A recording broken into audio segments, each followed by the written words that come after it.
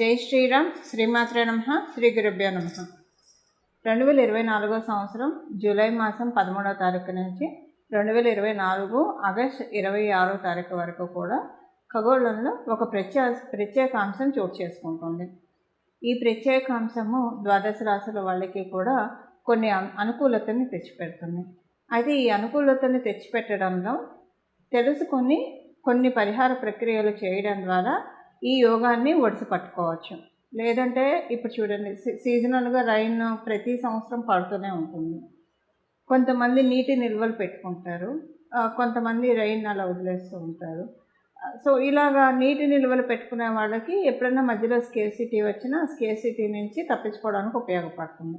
అలాగే ఖగోళంలో కూడా ఉన్న యోగాలు ఎవరి జన్మ జాతకంలో అయినా యోగం ఉంటే ఈ యోగాలు వచ్చినప్పుడు వాటిని ఒడిసి పట్టుకుంటే అవి ఇంకా మంచి ఫలితాన్ని, రెట్టింపు ఫలితాన్ని ఇస్తుంది. సపోజ్ ఖగోళంలో సూచించే యోగం వాళ్ళ జన్మకుండలిలో లేదే అనుకోండి, అప్పుడు నైరాశ్యం చెందకుండా ఖగోళంలో ఇలాంటి యోగాలు మనకి సంవత్సరానికి ఒకసారి వస్తూ ఉంటాయి. వాటిని ఒడిసి పట్టుకోవడానికి ప్రయత్నించిన మీ జన్మజాతకంలో లేని యోగాన్ని కూడా మీరు ఖగోళం ద్వారా, అంటే గోచార గ్రహస్థితుల ద్వారా వచ్చే ఈ యోగాన్ని మీరు యాక్టివేట్ చేసుకోవచ్చు. మీ కుండలిని అనుసరించి, మీ రాశిని, మీ లగ్నాన్ని అనుసరించి మీరు యాక్టివేట్ చేసుకోవచ్చు. ఇప్పుడు చూడండి, సమ్టైమ్స్ ఎలా ఉంటుందంటే కొంతమందికి అనుకోకుండా లక్ తగులుతూ ఉంటుంది. లక్ తగిలేది ఎప్పుడంటే సడన్గా వాళ్ళు ఉండి ఒకసారి లక్కీయెస్ట్ పర్సన్స్గా అవుతారు. లేదా అనుకోకుండా వాళ్ళ జీవితంలోనే వాళ్ళకి ఏదైనా లక్ తోడవుతూ ఉంటుంది. ఈ లక్ తోడయ్యేది ఎప్పుడంటే మనకి ఖగోళంలో ఉన్న యోగాలు మనల్ని బ్లెస్ చేసినప్పుడు.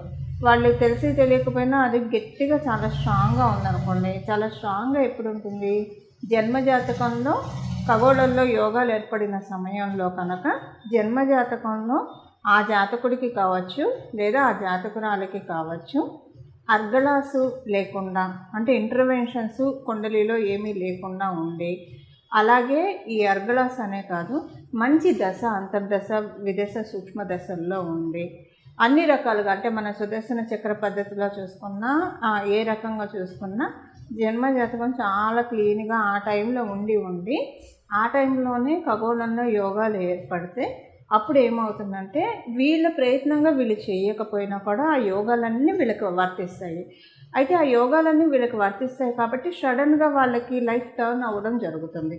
లైఫ్ టర్న్ అవ్వడం కావచ్చు, అనుకోకుండా వాళ్ళ వృత్తి వ్యాపారాల్లో కలిసి రావడం కావచ్చు, ఇలాంటి వాటి వల్లే జరుగుతాయి. అయితే ఇప్పుడు అలా ఉన్న వాళ్ళకి ఎలాగైనా వాళ్ళు ఏం చేసుకోకపోయినా అవి జరుగుతూ ఉంటాయి. అందరికీ అలా ఉండాలని ఉండదు కదా.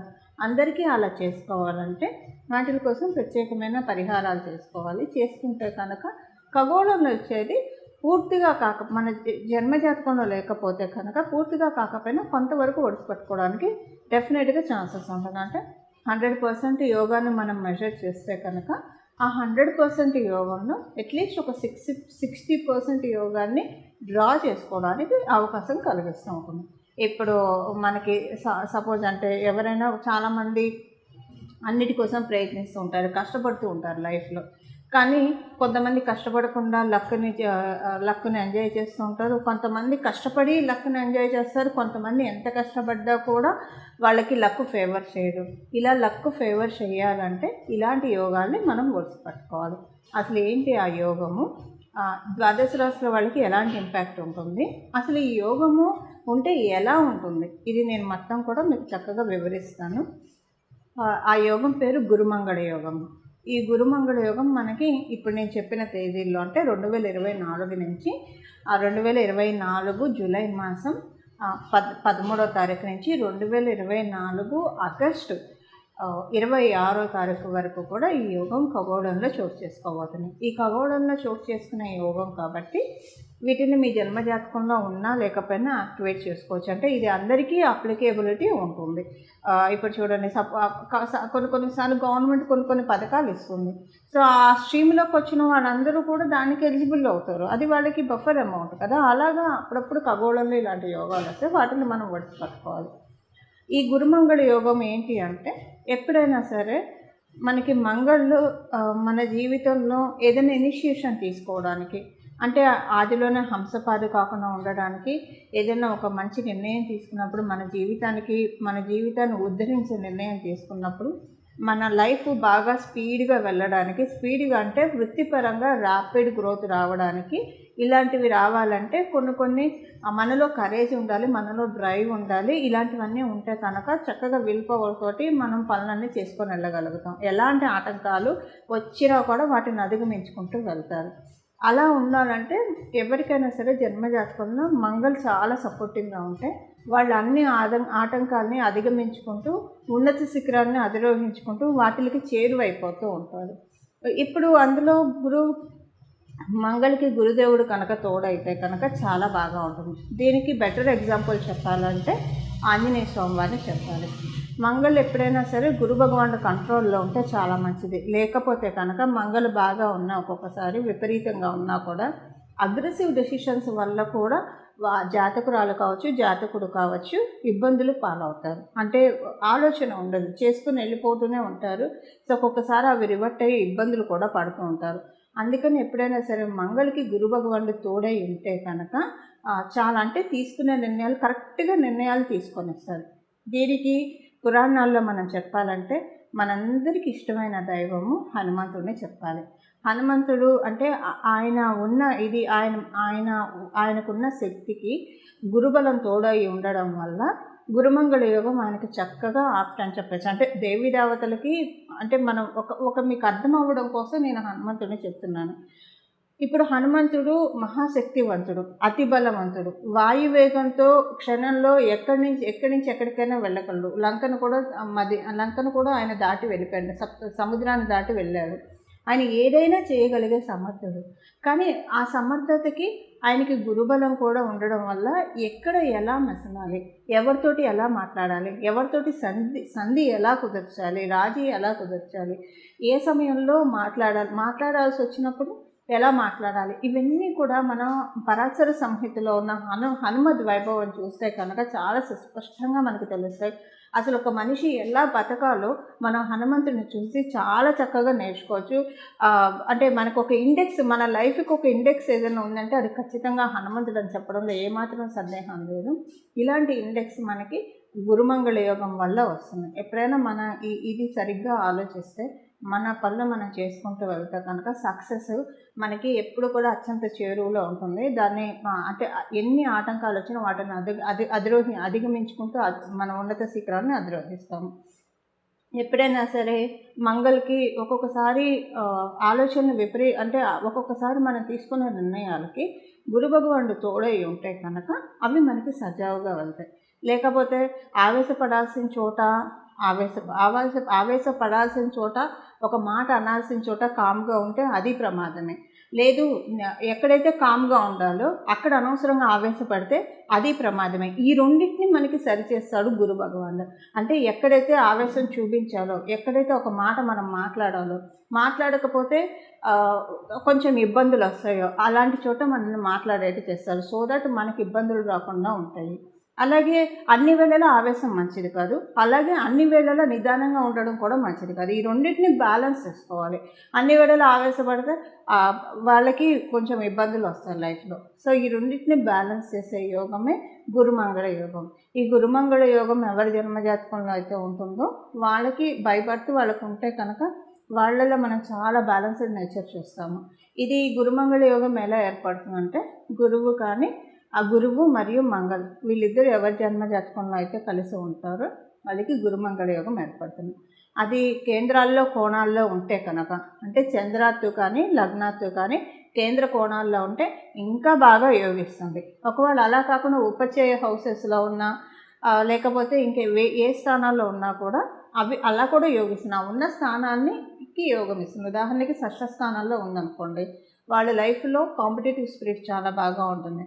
వీళ్ళందరికీ గోల్స్ సెట్ చేస్తూ ఉంటారు. వీళ్ళు సక్సెస్లో ముందుకు దూసుకెళ్ళిపోతూ ఉంటారు. ఎవరి శత్రువులు లేకుండా సక్సెస్ని సంపాదించుకుంటారు షష్ఠ స్థానాల్లో ఉంటాయి. షష్ఠ స్థానం మీద వాళ్ళ దృష్టి పడుతూ కూడా ఉన్నా కూడా అప్పుడు కూడా సక్సెస్ఫుల్ పీపుల్, ఈ అజాత శత్రువులుగా సక్సెస్ఫుల్ పీపుల్ ఉండేవాళ్ళు చాలామంది ఉంటారు. ఇప్పుడు మనం రతన్ టాటా గారిని తీసుకుంటే ఇలా చాలామంది మనకి లైఫ్ స్టోరీస్ మనకి తెలుసు కదా. కొంతమంది లైఫ్ స్టోరీస్ ఎలా ఉంటాయంటే వాళ్ళ సక్సెస్ని చూసి ప్రతి ఒక్కళ్ళు ఆశ్చర్యపోతారు, అడ్మైర్ చేసుకోవాలనుకుంటారు. అలా అడ్మైర్ చేసుకునే విధంగా సక్సెస్ని గురుమంగళ యోగం ప్రతి ఒక్కళ్ళకి కలిగిస్తుంది. ఉపచయ హౌసెస్లో ఉంటే అది చేసే అందులో ప్రత్యేకించి 6th హౌస్లో ఉంటే ఇలా చేస్తుంది. ఇప్పుడు అసలు ఈ యోగము ఏ రాశుల వాళ్ళకి, గోచారంలో వచ్చే యోగం ఏ రాశుల వాళ్ళకి ఎలాంటి ఫలితాన్ని ఇస్తుంది, ఒక 2-3 పాయింట్స్లో చెప్పుకున్నాము. చేసుకోవాల్సిన రెమెడీ, ఏ రెమెడీ చేస్తే, ఏ పరిహారం చేసుకుంటే ఈ యోగం బాగా యాక్టివేట్ చేసుకోవచ్చు, ఇది కూడా మనం ధనుసు రాశి. ధనుసు రాశిలో పుట్టిన వాళ్ళు మీకు షష్ఠ స్థానంలో గురుమంగళ యోగం జరుగుతూ ఉంది. షష్ఠ స్థానంలో జరుగుతున్న గురుమంగళ యోగం మీకు మంచి కాంపిటేటివ్ సక్సెస్ని ఇస్తుంది. ప్రాపర్టీస్ వైజ్ కావచ్చు, ఏమన్నా ఇష్యూస్ ఉంటే లీగల్ ఇష్యూస్ కానీ, సోషల్ డిస్ప్యూట్స్ కానీ, ఇలాంటి వాటిల్లో అంతా సెటరైట్ అయ్యే సమయం ఈ గురుమంగళ యోగం మీకు ప్రసాదిస్తూ ఉంది. అలాగే మీరు ఏదైనా గవర్నమెంట్ ఉద్యోగం కోసం ప్రయత్నిస్తున్న, గవర్నమెంట్ ఎగ్జామ్స్ రాయడానికి కూడా ఇది చాలా అంటే చాలా శుభతరుణము. మంచి ప్రయాణాలు చేస్తారు. అంటే ఇప్పుడు ఏదైనా ముఖ్యమైన పని మీద ఎక్కడ మనం జనరల్ అంటే డే టు డే లైఫ్లో చేసే జర్నీలు కాకుండా ఒక్కోసారి కొన్ని జర్నీస్ చేస్తాం. కొన్ని ముఖ్యమైన పనుల మీద మనం జర్నీస్ చేస్తూ ఉంటాం. అలా ముఖ్యమైన పనుల మీద మీరు చేసే జర్నీస్ అన్నీ కూడా విజయవంతం అవుతాయి. మీరు చేపట్టే అంటే చాలా డ్రైవ్ ఉంటుంది మీలో. ఈ మాసం సెల్ఫ్ డ్రైవ్ చాలా బాగా ఉంటుంది. ఈ సెల్ఫ్ డ్రైవ్ వల్ల ఏది కూడా అదిలో హంసపాద అన్న మాట రానియకుండా ప్రతి పని కూడా విజయవంతంగా ముందుకు తీసుకెళ్ళగలుగుతారు మీ సమర్థతతోటి, మీ ఎఫిషియన్సీతోటి. అంటే ఇంకా ఎక్కువ ఏది ఆలోచించకుండా మీకు ఒక విషయం అర్థమవుతుంది. ఏదైనా ఒక పని చేయడానికి బాగా ఎక్కువ ఆలోచించడం కూడా తప్పు.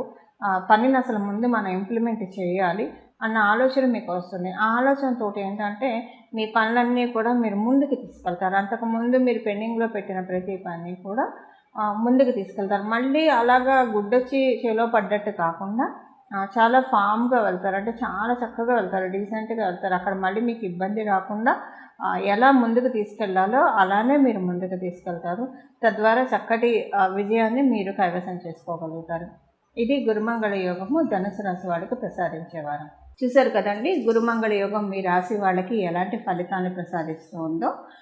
ఇప్పుడు చేసుకోవాల్సిన అసలు మీ రాశిలో ఈ యోగం ఉందో లేదో మీకు తెలియదు, కానీ ఇది గోచరంలో ఉంది కాబట్టి మీకు తెలియాల్సిన అవసరం కూడా లేదండి. చక్కగా ఈ పరిహారం చేసుకోండి. మీరు ఖచ్చితంగా చాలా అంటే మంచి మార్పు చూస్తారు. అసలు ఫస్ట్ మీ ఆలోచనలోనే ఒక మంచి మార్పు వస్తుంది. నేను చేయలేను, నేను సాధించలేను, నేను పనికొస్తానా ఏదైనా సాధించడానికి అన్న ఆలోచనకి కట్ చేసేస్తాడు. కట్ అయిపోయి ఆ ఆలోచన బ్రేక్ అయిపోయి నేను ఎందుకు చేయలేను, ఇంతమంది చేస్తుండగా కొంతమంది చేస్తుండగా ఆ కొంతమందిలో నేనెందుకు ఉండకూడదు, ఇలాంటి ఆలోచనలు వస్తాయి.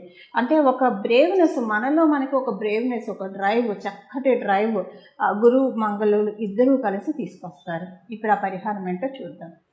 దీనికి ఇది మనకి జూలై 13వ తారీఖు నుంచి ప్రారంభమై ఆగస్టు 26వ తారీఖు వరకు ఉంటుంది. కాబట్టి ఈ రోజుల్లో ఇప్పుడు మనం తెలుసుకున్న ఈ రోజుల్లో సుందరాకాండ పారాయణం చేయాలి. సుందరాకాండ పారాయణం 11 రోజులు చేస్తారా, 21 రోజులు చేస్తారా, మీ ఇష్టం, మీ అనుకూలతను బట్టి చేసుకోండి. సుందరాకాండ ఎలా పారాయణ చేస్తారు? నియమనిష్టంతోటి. అంటే సుందరాకాండ పారాయణం ప్రారంభించే రోజు మొదటి రోజు చక్కగా తలస్నానం చేయండి. తలస్నానం చేసి హనుమంతుడి ఆలయానికి వెళ్ళండి. హనుమంతుడి ఆలయానికి వెళ్ళి హనుమంతుడికి దండం పెట్టుకోండి. చక్కగా భజే వాయుపుత్రం, భజే వాయుపుత్రం, భజే వాయుపుత్రం అని చెప్పి ఆయనకి ప్రదక్షిణాలు చేస్తే చాలా ఇష్టం. ఒక 11 ప్రదక్షిణాలు చేసి నీ సుందరాకాండని చదవడానికి నేను సంకల్పించాను. సుందరాకాండ చదవడంలో నాకు ఎలాంటి ఇబ్బందులు రాకుండా, ఆటంకాలు రాకుండా నన్ను కాపాడు నాయన అని చెప్పి దండం పెట్టుకొని గణపతికి మొదటగా ప్రార్థించుకొని సుందరాకాండ ప్రారంభించండి. కొంతమంది ఏకాసనంలో కూర్చొని చేయగలిగితే అంటే ఒకటే రోజు మొత్తం కదలకుండా కూర్చొని సుందరాకాండ కంప్లీట్ చేయగలిగినా చేయొచ్చు. లేదా సప్తాహం చేస్తారా, 11 రోజులు చేస్తారా, లేదా 21 రోజులు చేస్తారా, మీ ఇష్టం. ఏకవింశతి చేస్తారా, అది మీ ఇష్టం. అలా ఏదైనా మీ కన్వీనియంట్ని బట్టి చేయడానికి చేయండి. ప్రతిరోజు మీరు సాత్విక ఆహారాన్ని తీసుకోవాలంటే ఉల్లిపాయలు, వెల్లుల్లి, మసాలాలు, స్పైసెస్ ఇలాంటివి ఏం తినకుండా చాలా సాత్వికమైన ఆహారము ఈ సుందరాకాండ పారాయణ చేసేప్పుడు తీసుకోవాలి.